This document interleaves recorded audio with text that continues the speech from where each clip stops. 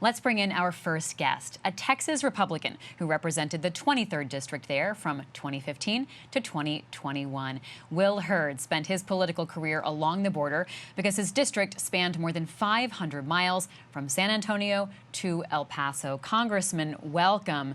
I'd like to hear your opinion of red state governors shipping migrants to northern states and northern communities.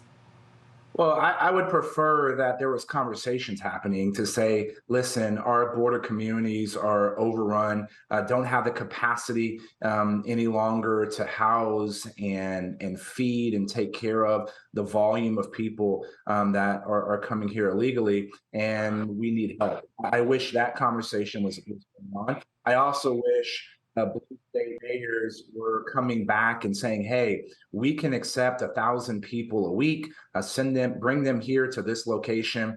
That's the kind of conversation I think we should be having, because the crisis we're seeing at the border is something that's shared and a problem that's hitting all 50 states, not just Texas, Arizona, and New Mexico.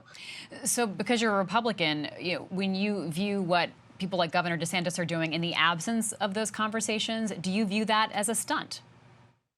Yeah, these were antics to try to get people talking about these conversations. But when you look at the individuals that have been bused to Washington, D.C., a lot of them have been interviewed, and they've actually been thanking Governor Abbott for the $261 bus fare because it helped people get closer to their destination.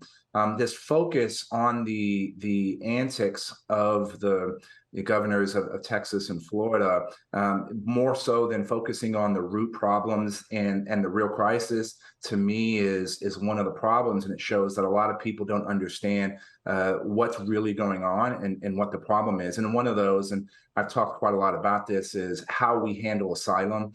Asylum is something we should be granting. It's a right for individuals that are seeking to escape persecution, but not everybody qualifies for asylum. Yeah, so Congressman, I'm interested in picking up on that point, because our reporters are talking to individuals both who are in Texas, New York, being shipped all over the country, and all of them have very compelling stories about how the difficulty their lives were coming from the countries where they are originally from. And so on the asylum issue, where do you draw the line? How do you decide who is actually able to get asylum versus who is not?